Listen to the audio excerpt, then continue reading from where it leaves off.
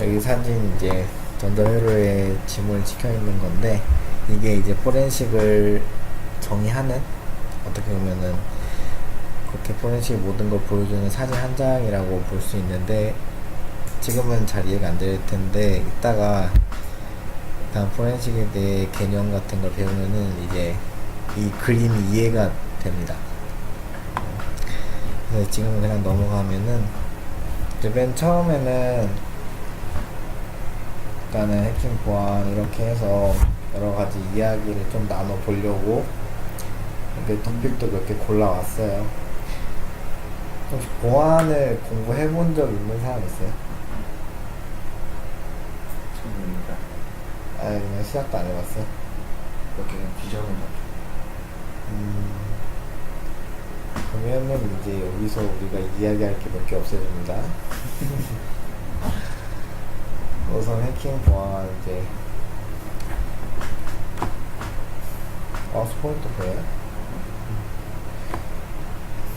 처음에 이제 높은 진입 장벽이라는 게 있는데, 이게 뭐냐면은 우리가 프로그래밍을 위주로 하죠. 컴퓨터공학과, 소프트웨어학과.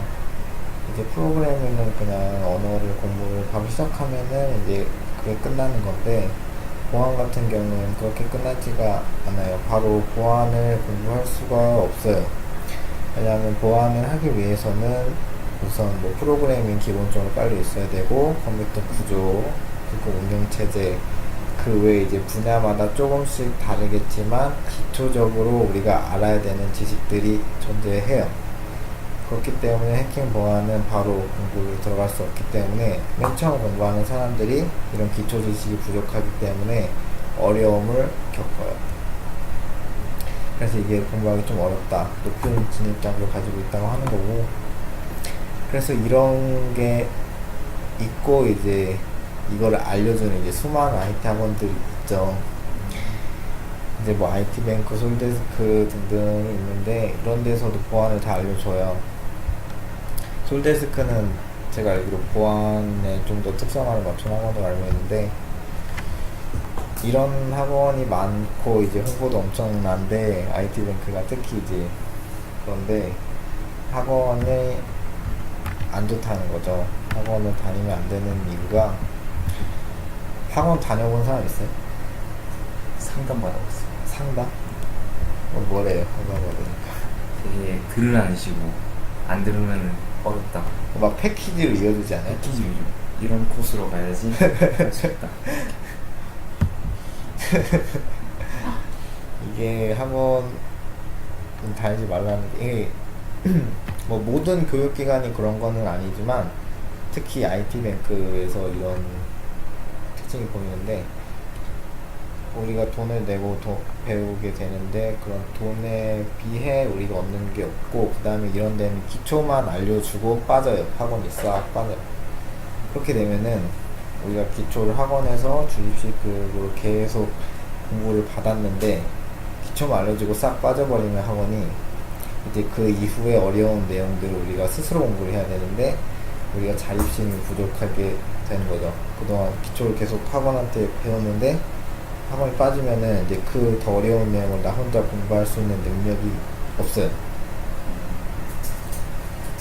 해킹 보안 이런 쪽은 특히나 더 혼자 고뇌하는 그런 시간을 많이 가져야 되는 학문이기 때문에 이게 더 나은 단계로 올라가기가 어려워진다는 거죠.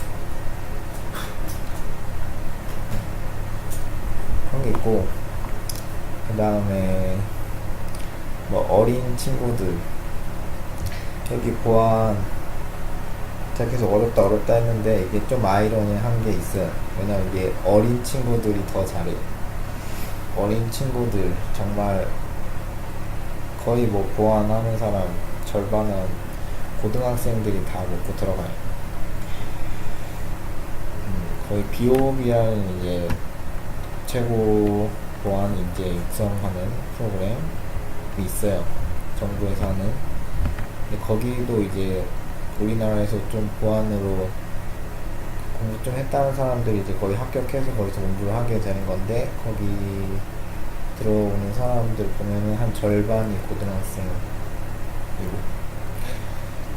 그리고 제가 저번에 이제 캠프 하면서 봤는데 초등학교 6학년짜리 애를 만났어요. 해킹 캠프에서. 근데 걔가 진짜 열심히 하더라고요. 저거 잘하는 것 같더라고요. 그러니까 어린애들은 그 뭐냐, 한 번 놀 때 나의 힘이 그냥 죽어버릴 때까지 놀아버리잖아. 안 쉬고. 그냥 우리는 약간 좀 놀다가 좀 공부하다가 힘들면은 좀 쉬는데 애들은 그런 게 없어요. 그냥 밤 새울 때까지 막 놀고 막 그러는데, 특히 어린애들이 이제 공부를 해킹 보안 공부하면은 이제 못 따라가요. 그 체력과 열정과 그런 것들. 우리가 좀 많이 늙었죠. 그래서 열심히 해야 돼요. 더. 그래서 이제 멋있음, 해킹 보안 하는 이유가 이제 멋있음, 이게 하나죠. 다른 거 없어요. 그 다음에 뭐 대세로 떠오르는 분야, 이제 제가 보안을 하려고 했던 게 지금인데, 그때 이제 2011년도 그때 사이버 국방학과, 고려대학교 사이버 국방학과가 2011년도에 처음 만들어졌고, 만들어진 게 이제 그때 딱 보안 사고들이 엎친 데 겹친 격으로 계속 나타나고 피해가 엄청 커졌고, 그래서 이제 사이버 국방학과가 나타나게 되고, 이제 고려대를 따라서 이제 각종 대학교에서 정보보안학과를 막 만들어내기 시작해요.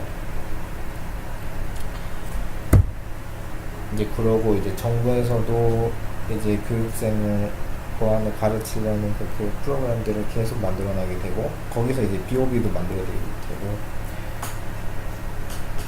그렇게 되는데,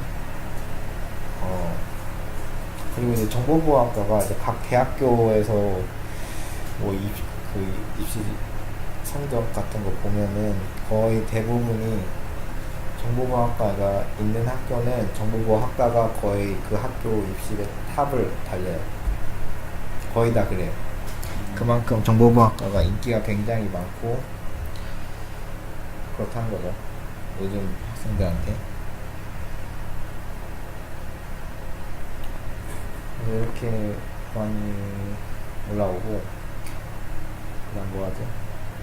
규모가 좁은 규모 다양한 인맥 여기 있는데, 이게 뭐냐면은 이제 우리가 활동을 외부로 나가게 되면은 이제 컨퍼런스 같은 게 있고, 대회 같은 것도 있을 거고, 그런 걸 다녀보면은 이게 엄청 이게 공부하는 사람이 많을 것 같은데 되게 좁아요, 규모가. 그러니까 약간 이쪽 밖에 나가서 몇몇 사람 친해지면은 이제 전국에 있는 보안을 공부하는 사람들의 네트워크가 연결돼요.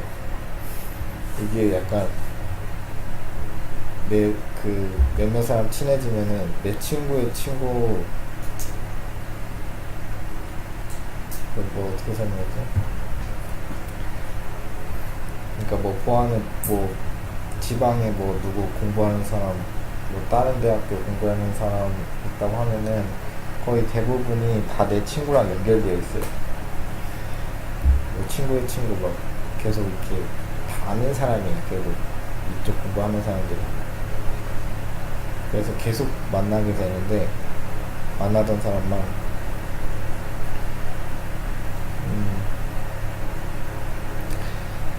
그 인맥을 쌓는 게 진짜 중요해요. 보안 쪽 특히. 이게 우리가 IT를 공부를 하면서 정보가 중요해요. 정보에서 이제 달려요.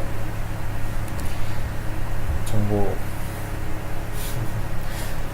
이게 아직 와닿지 않을 수 있는데, 정보가 없으면은 아무것도 못해요.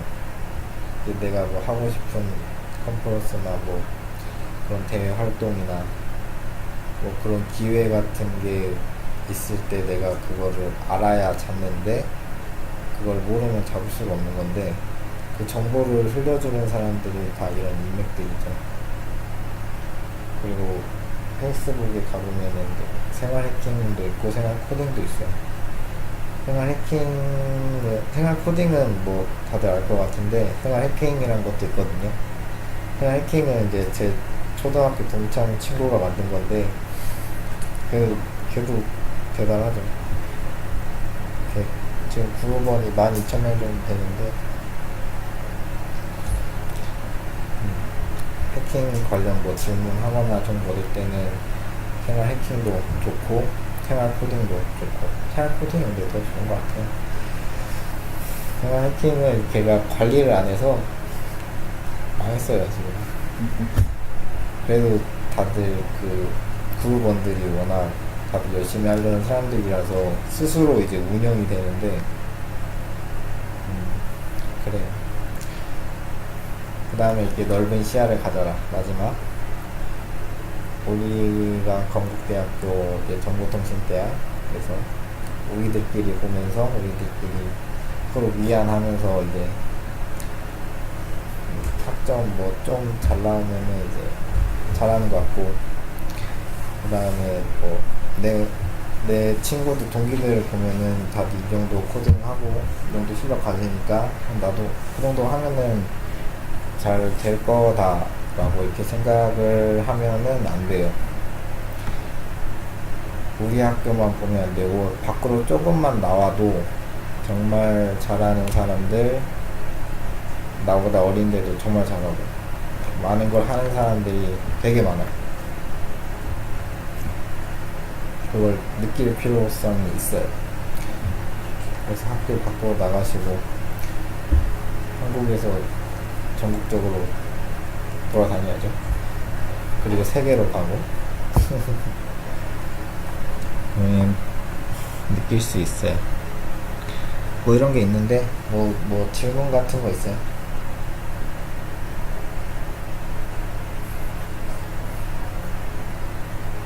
네, 넘어가죠. 뭐 안 한 이야기 없나? 넘어갑시다.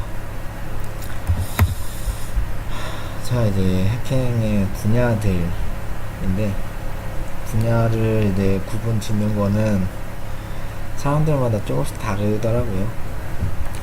근데 저는 이렇게 분류를 했어요.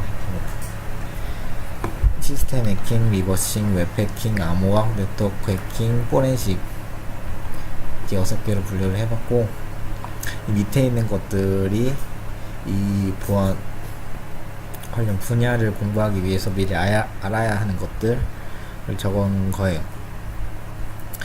그래서 시스템 해킹과 리버싱은 비슷한 부분이 굉장히 많기 때문에 이렇게 같이 적어놨고 시스템 해킹이란 게 뭐냐면은 시스템은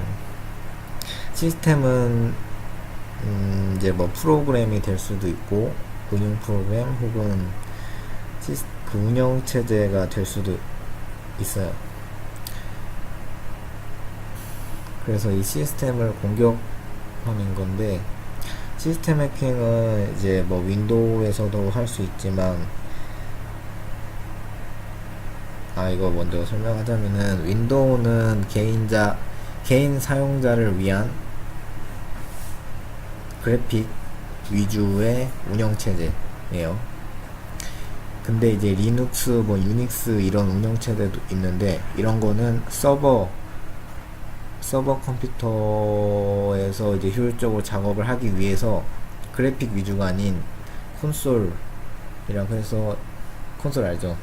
C 언어에서 했는데 그런 작업이 위주로 되는 운영체제가 이제 리눅스, 유닉스 이렇게 되는데 시스템 해킹은 윈도우에서도 하지만 보통 리눅스 운영체제에서 작업을 많이 해요.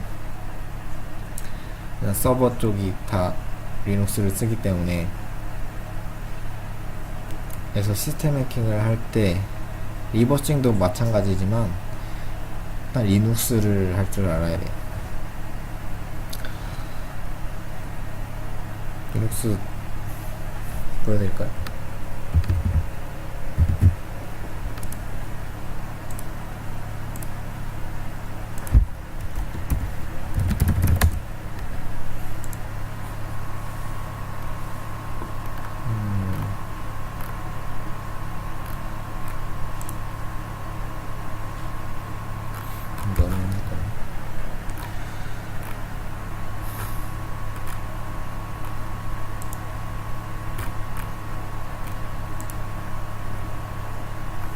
뭐 이렇게 요즘은 이렇게 옛날까지는 안 되는데 대충 이렇게 콘솔에서 이렇게 우리 윈도우에서는 그냥 아이콘 움직이고 우클릭하고 막 그렇게 작업을 하잖아요. 여기서는 명령어를 쳐가면서 작업을 해요. 뭐 복사를 한다거나 할 때도 move A, B 해서 그렇게 옮기고, 이게 리눅스에서는 이런 식으로 써요.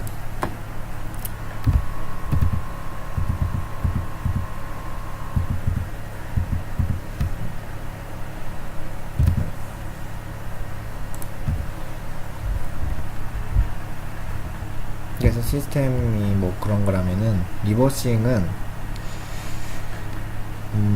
이제 프로그램, 만들어진 프로그램, 완성된 프로그램이 있다면은 이제 완성된 프로그램에 있으면은 이제 이 프로그램을 만든 코드를 우리가 알 수가 없잖아요.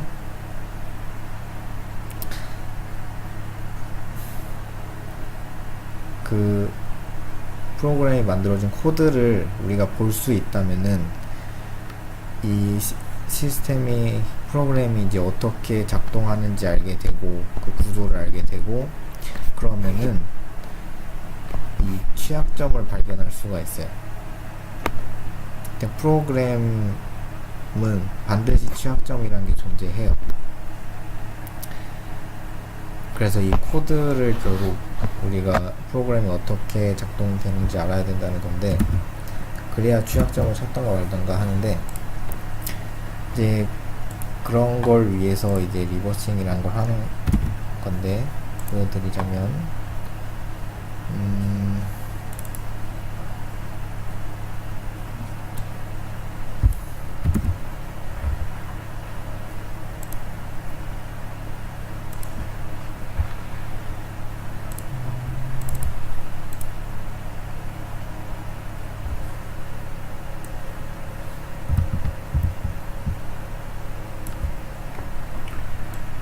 이게 exe 파일이죠.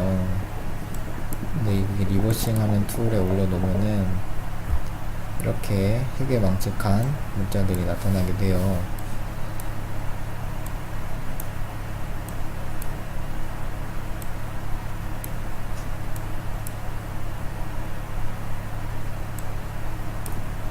내려가.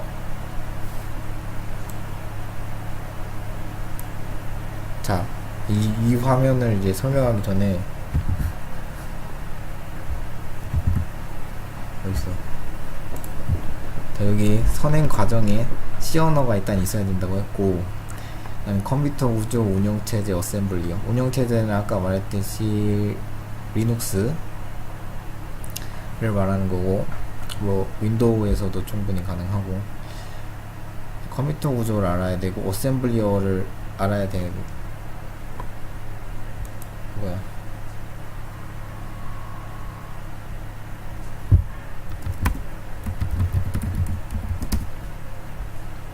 끊겼어요?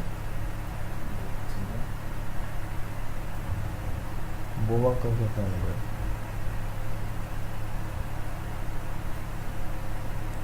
통화?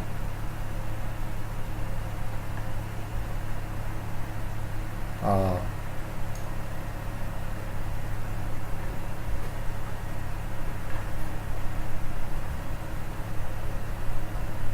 이제 됐어? 오케이. 자, 여기 어셈블리어가 뭔지 알아요? 기계가 아닙니까? 기계요? 뭐 비슷하다고 볼 수 있죠. 어셈블리어가 뭐냐면은, 자, 일단 기계어가 있어요. 일단 컴퓨터들끼리 이제 알아먹는 기계어가 있고, 그 다음에 사람이 알아먹는 게 이제 뭐 대표적으로 C 언어, 자바 뭐 이런 게 있죠.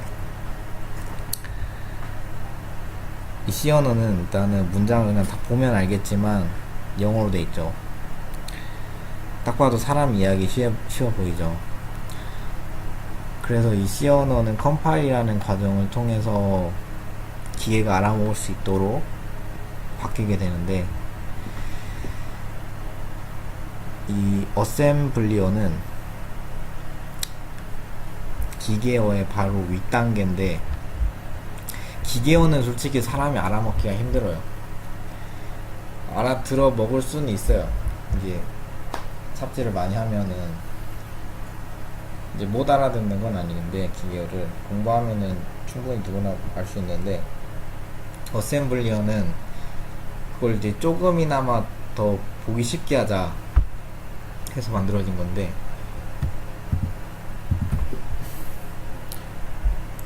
여기 이제 나타난 코드들이 다 어셈블리어거든요. 이거 글자 보여요? 끌려 보여요? 보이긴 한데. 그 정도면. 근데 옆에 보면은 여기가 다 16진수예요. 여기 이쪽 부분 16진수로 돼 있고, 여기가 명령어로 돼 있는데, 이 어셈블리어는 자, 기계어가 2진수고 그 다음에 어셈은 16진수로 되어 있는데, 2진수 이거 변환할 줄 알아요? 2진수랑 16진수? 이거 알아오셔야 돼요, 다음 주까지. 이게 2진수 4글자가 16진수 1글자로 바뀌어요. 그죠? 그러니까 2진수로 쓰면 엄청 길어지는 건데, 이거를 16진수, 이게 가장 크죠, 16진수가 진수 중에 우리가 알고 있는. 그래서 이 16진수로 변화를 해서 이게 다 16진수 값인데, 이 16진수 값과 이 명령어가 1대1 매칭이 되는 거예요. 그러니까 이게 따로 컴파일 과정이 없이 그냥 이 여기 보면은 54와 여기 보면은 push esp 이렇게 되어 있는데, 이 명령어가 이 16진수 값과 1대1 매칭이 되는 거예요. 그래서 54라는 값을 쓰면은 이걸 의미하게 되는 거예요. 이게 무슨 뜻인지 알아요? 알겠어요? 모르겠어요. 그러니까 여기 보면은 push esp에서 54라고 돼 있죠. 여기는 55 해서 push ebp로 돼 있고, 그쵸? 왜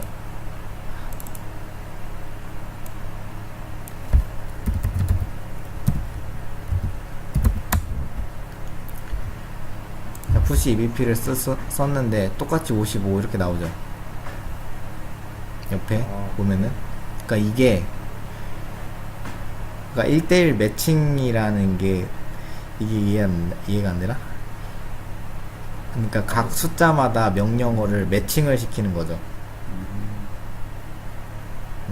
알겠어요. 그래서 이게 컴파일의 개념이 아니고 매칭의 개념으로 되어 있어요, 어셈블리어는. 그래서 이거를 실행하는 속도도 훨씬 빠르고, 그 다음에 얘는 일단 16진수를 이용했기 때문에 일단 기계어, 하드웨어 적인 부분이랑 아주 밀접하게 관계가 되어 있어요, 어셈블리어는. 그래서 어셈을 쓰게 되면은, 어셈 일단 C보다는 훨씬 어렵고, 저급 언어가 굉장히 어려워요. 이게 C 언어보다 좀 더 디테일하게 명령을 시켜야 돼요, 어셈은.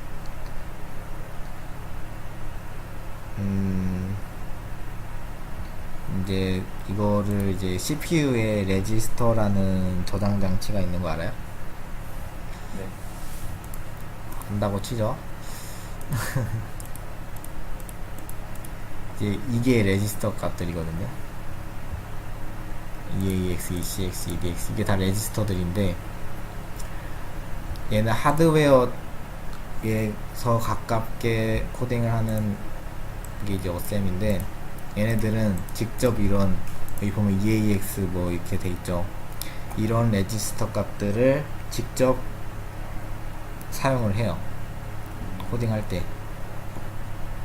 그래서 이게 보면은 C에서는 그런 작업이 없는데, 여기서는 레지스터 값을 다 사용해서 이게 여기서 이제 내가 원하는 메모리 값을 집어넣기도 하고 빼기도 하고 푸시 팝 뭐 등등 되게 저차원적인 작업에서부터 하게 돼요. 그래서 얘가 어려워요. 네, 이게 어셈이라는 거고요. 그래서 그러니까 리버싱이 뭐냐면은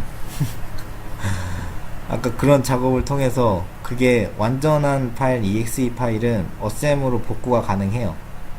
왜냐하면 어셈은 16진수고 만들어진 exe 파일은 2진수로 되어 있어요. 여기까지는 가능해요. 근데 C 언어로는 복구가 안 된다는 거죠. 그러니까 우리가 결국 완전 만들어진 프로그램을 분석을 하려면은 이 16진수 어셈을 분석할 줄 알아야 돼요. 그리고 이 어셈을 분석을 통해서 얘가 어떤 구조로 작동이 되는지를 알게 되면은 얘를 C 언어로 바꿀 수 있다는 거죠. 우리가 그 과정이 리버싱이에요. 그래서 리버싱은 역공학이라 불러요. 코드를 짜서 이제 프로그램을 만드는 게 아니고 만들어진 프로그램을 다시 코드화 시키는 거예요. 이게 리버싱이라고 하는 거예요. 그래서 여기 보면 윈 API도 필요하다고 적혀 있는데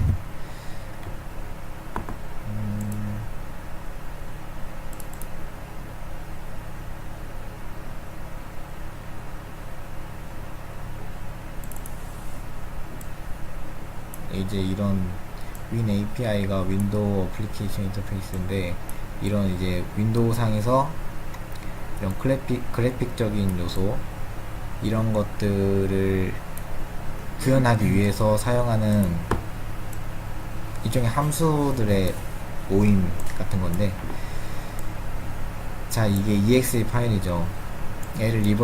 이 프로그램은 일단 뭐 키를 입력했을 때 체크 시리얼에서 맞으면 맞고 틀리면 틀렸다고 표현하는 그런 프로그램인데, 얘를 리버싱을 통해서 얘 코드의 구조를 이해하면은 얘에 알맞은 시리얼을 분석해낼 수 있다는 거죠.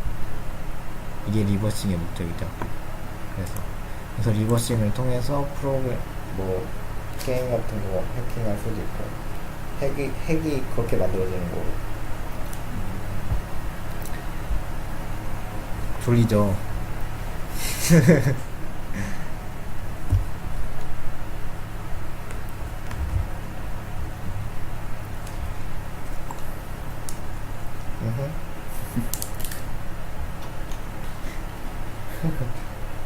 지금 아니야.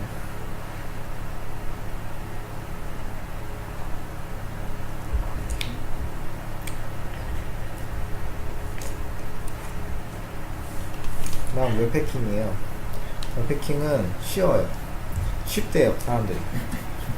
저는 잘 모르겠는데 일단은 보안 분야 중에서 웹패킹이 가장 쉽대요. 웹패킹은 그냥 웹 개발을 할 줄 알면은 그냥 바로 할 수 있어요. 그래서 웹 개발자에서 웹 해커로 전향하기가 가장 쉬워요. 그래서 개발을 잘하는 사람이 웹은 해킹도 잘하게 되어 있어요. 그래서 얘네 웹만 공부하면 되기 때문에 얘가 비교적 쉽다라고 하는 것 같고, 그 다음에 해킹에서 아까 말했는데 제일 어려운 게 이 시스템 해킹과 리버싱이 보안 중에서도 특히 어려운 분야들이에요. 또 이 중에서 특히 리버싱 부분, 시스템 해킹 하는 사람들도 진짜 대단한 사람들인데 이 사람들도 리버싱 하는 사람들은 존경하더라고요. 리버싱이 짱이에요. 근데 엄청난 인내력과 그런 약간 변태력이 있어야 돼요. 약간 이 엄청 어려운 문제를 오랫동안 푸는데 그 잠깐의 그 문제 풀림으로 인한 희열, 그런 거 좋아하는 사람들이 하면 돼요. 암호학 우리 할 거는데 암호학은 우리가 깊게 못 들어가요. 얘는 결국 다 수학이기 때문에 우리는 정말 간단한 것까지만 할 거고, 암호학은 이제 우리가 정통대에서 하기보다는 이제 수학과 사람들이 대학원을 이쪽으로 진학을 하면서 암호학을 합니다. 그 사람들이 암호학을 수학을 정말 잘 알아요. 그다음 네트워크 해킹 이런 게 있고, 네트워크 해킹은 그냥 네트워크에 특화된 기술들 그리고 모아서 그냥 네트워크 해킹이라고 제가 했고, 네트워크는 사실 모든 분야 시스템 해킹, 리버싱, 웹 해킹, 암호학, 포렌식 다 포함이 돼요. 네트워크는 다 필요해요. 기본 소양이고, 포렌식, 컴퓨터 구조 운영 체제 뭐 이런 게 있는데 이제 우리가 자세하게 할 거예요. 포렌식은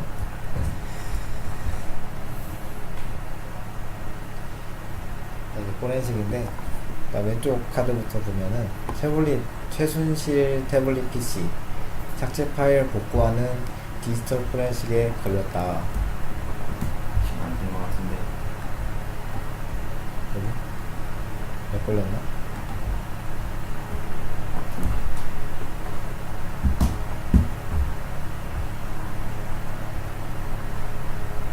걸리는 심한데요?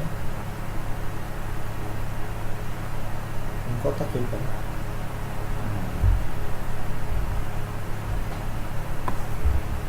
제 마우스 된다. 합시다. 최순실 태블릿 PC 삭제 파일 복구하는 디지털 포렌식에 걸렸다. 이 최순실 씨가 이제 태블릿을 관리를 잘 못했죠. 그래서 우리가 이때 이제 포렌식을 통해서 이 최순실 거 태블릿이라는 거를 발견했는데, 이 최순실 씨가 이 태블릿 사건으로 인해서 우리 포렌식, 디지털 포렌식이 재조명됐어요. 그래서 이 최순실 씨가 고마운 분이에요.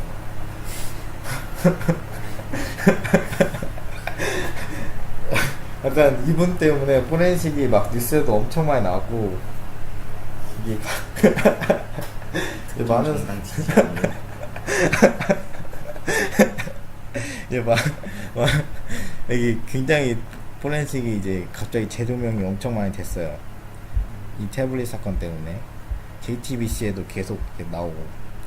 일단 우리 영상 보여드릴 건데, 그 다음에 유령이라는 드라마예요. 이거는 드라마 2011년 12년 때 나온 건데, 이게 사이버 수사대를 다루는 드라마예요.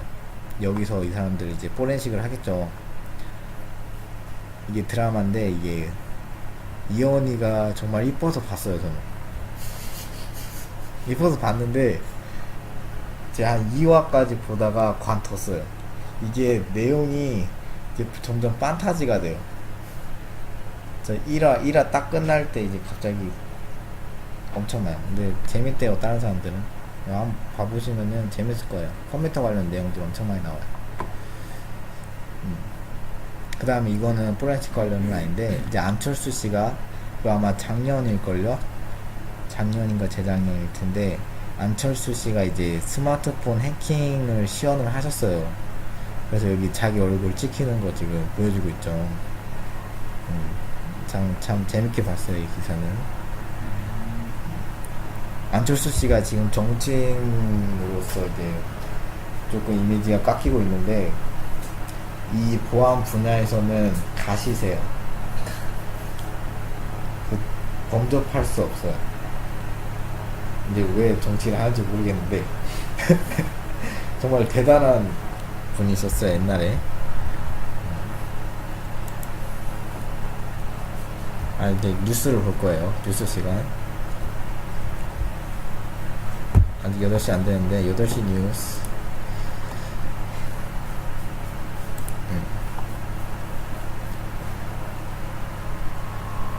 맞다.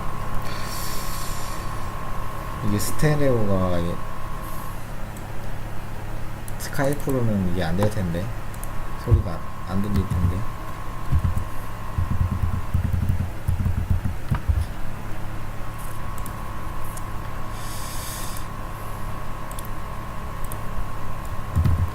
이거를 사이트 드릴게요. 온라인으로 보시는 분은 이거를 일단 스카이프 잠깐 꺼두시고 이거 보고 오세요. 아시겠죠?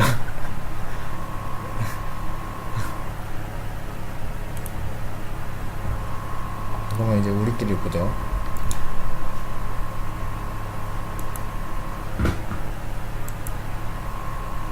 이거 어떻게 해야 될까?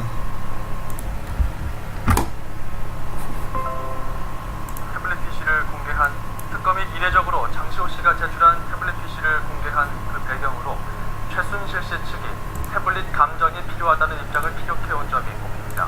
특검은 왜 최 씨가 사용하던 태블릿이 맞는지를 세세히 설명했는데 최 씨 측 입장은 여전히 요지부동입니다. 이어서 최두희 기자입니다.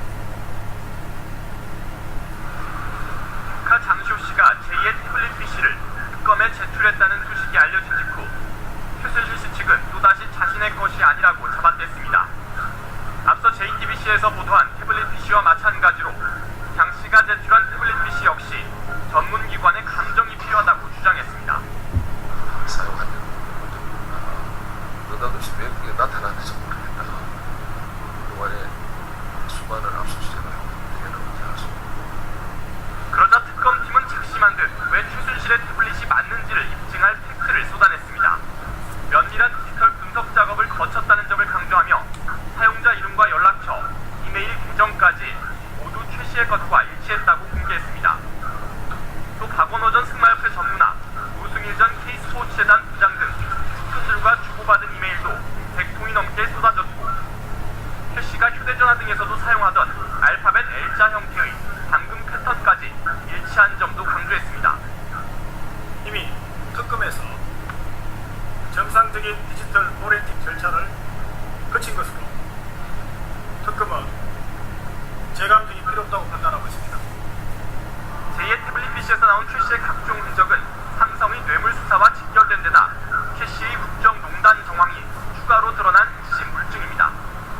태블릿에서 나온 대통령의 수석 비서관 회의 말씀 자료에 국정교과서와 관련한 내용이 포함됐고 정호성 전 비서관은 유난히 최 씨가 수정을 많이 했던 문서라고 증언까지 했습니다. 그러나 최 씨 측은 여전히 재감정 입장을 굽히지 않고 있어 당분간 양측의 신경전은 계속될 전망입니다. YTN 슈드입니다. 재밌어.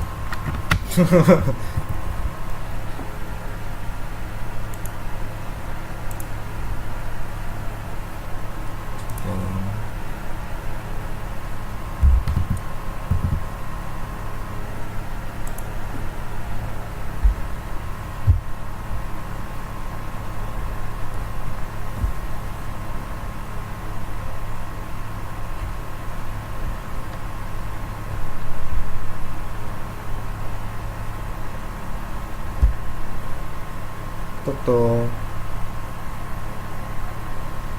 똑똑똑 봤어요? 오케이, 진행합시다. 자, 다시 제 화면 보시고. 자, 아주 감명 깊은 뉴스였어요. 넘어갑시다. 자, 그래서 또 포렌식이 뭐냐, 디지털 데이터를 근거로, 이거 보시고. 자, 법정에서 이제 사실관계를 법정에서 규명하고 증명하기 위한 절차와 방법이라고 하는데, 결국은 포렌식에서는 일단 분석 작업을 위주로, 분석이 다예요. 솔직히 분석이 다고, 그 다음에 보고서를 쓰는 그런 작업이 있고, 이 포렌식이 어디에 쓰이냐면은 보통 위주로 쓰이는 곳이 이제 법정이죠. 법정에서 이제 사이버 수사대가 쓰는데, 범죄자, 용의자들이 이제 디지털 기기를 거치게 되어 있어요. 요즘은 이제 워낙 다 디지털 기기가 많이 되어 있어서 이제 이런 것들을 포렌식 하는 사람들이 분석을 하는 거예요. 분석을 해서 이 사람이 범인이라는 증거를 밝혀내고, 또 때에 따라서는 이제 필요하다면은 이 파일을 이제 은폐하려고 이제 뭐 파일을 삭제한다거나, 그럴 경우에는 파일을 우리가 다시 복구해내서 분석을 할 수도 있고, 그래서 이런 것들을 해서 결국 법정에 보내는 거예요. 이런 증거들을 우리가 분석하고 우리가 보고서까지 써서.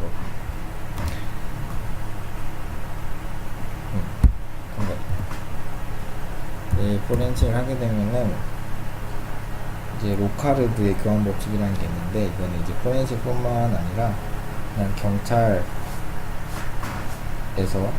배울 거예요. 그럼 경찰대에서 이런 거 배울 거예요.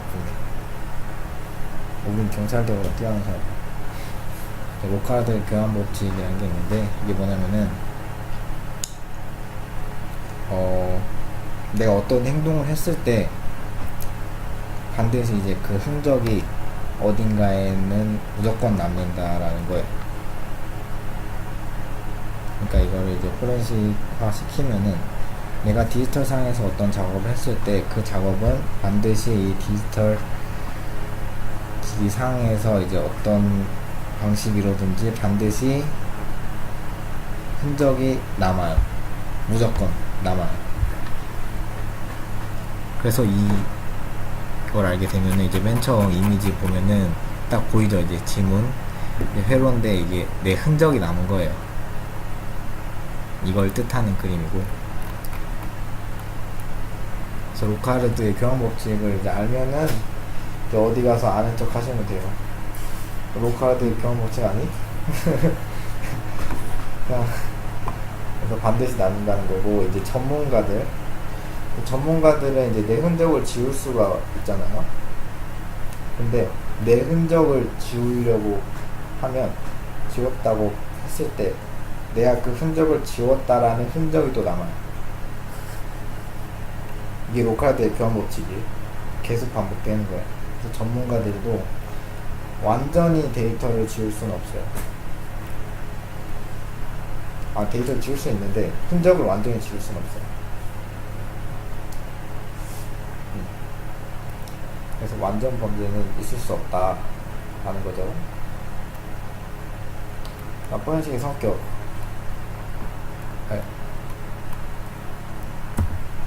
이게 5개를 일단은 제가 써놨는데 제가 이걸 안 해왔거든요. 책 보관로.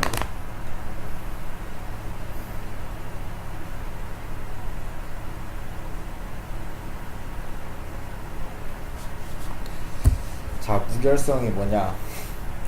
증거 수집 이후에 해당 증거에 어떠한 변화가 있어서는 안 된다. 무결성.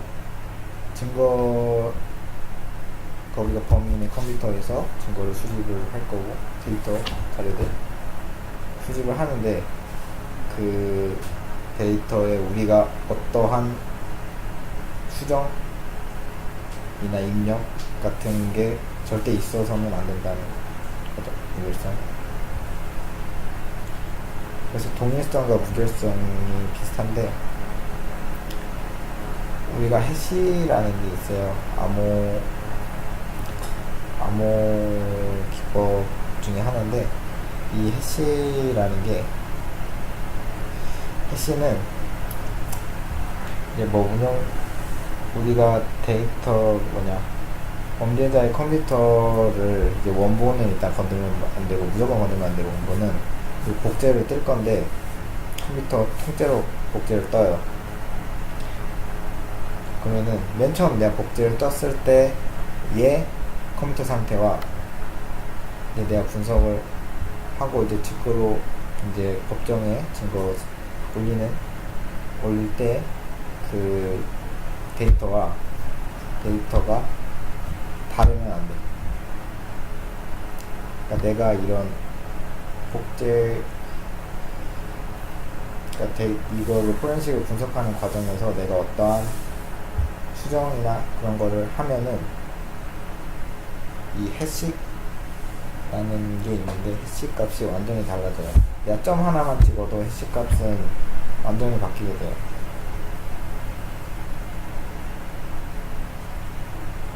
뭐 그런 거고, 진정이 있어야 되고, 신뢰가 있어야 돼요. 정당성, 적법적인 절차 내에서 증거물을 수집해야 되고, 신뢰성이라는 게 뭐냐면은 이제 이거는 법과 관련된 분야란 말이에요. 포렌식은. 그래서 법도 잘 알아야 되는데, 신뢰성이 이제 우리가 포렌식을 할 때 툴을 이제 굉장히 많이 사용을 할 거예요.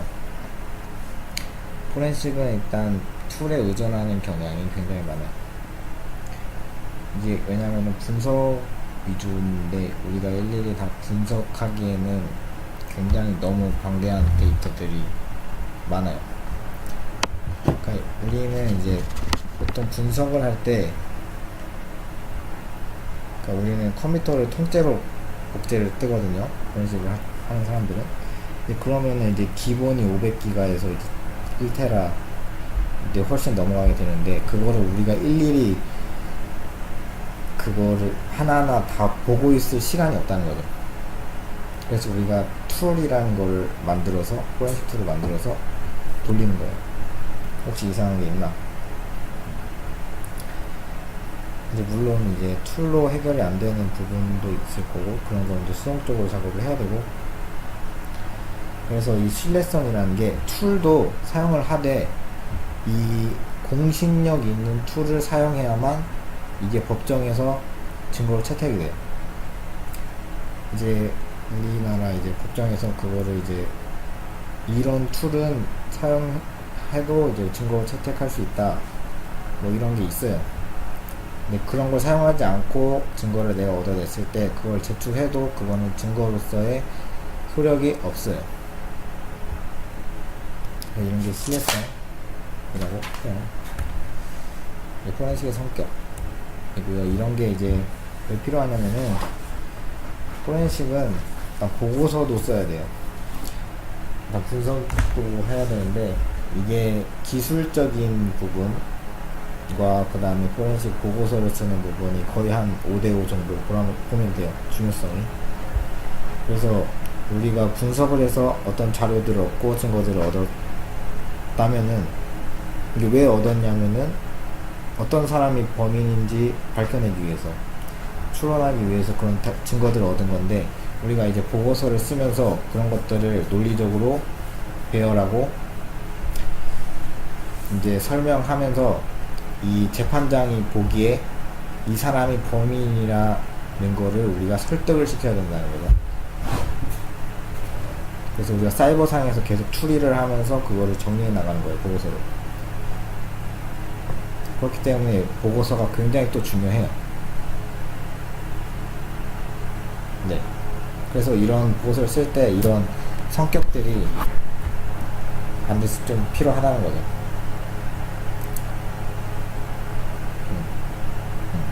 네. 그 다음에 영상 하나 더 있는데, 봐야 하나? 몇 시지? 8시?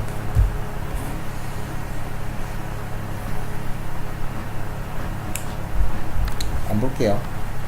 일단 이게 줄거리가 뭐냐면은, 이완구 국무총리가 뇌물을 받았다, 안 받았다, 그런 뉴스예요. 그 경남기업 전 회장님이 이제 목숨을 끊으셨는데, 다 이게 뭐 밝힌 녹취록이 있는데, 거기에 이제 이완구한테 돈을 줬다, 그렇게 나와 있는데, 이제 이완구는 아니라고 빼죠. 그래서 이제 거기에서 이제 포렌식이 나타나야 되는데, 여기서 뭐 보여주는 게, 우리가 메시지를 주고받잖아요, 핸드폰으로. 이제 메시지를 우리가 지웠는데, 여기서는 여기 바로 보이죠, SMS. 우리가 지웠던 메시지를 복구하는 작업을 보여줘요, 동영상에서. 그게 다예요. 복구를 보여주고, 그래서 파일이 삭제돼도 복구할 수 있다는 거, 그런 거 아시면 될 것 같고. 그래서 증거 처리 절차, 사전 준비 단계, 증거 수집 단계, 증거 이송 단계, 증거 분석 단계, 성명 검토 단계, 결과 문서화 단계, 이런 게 있고요.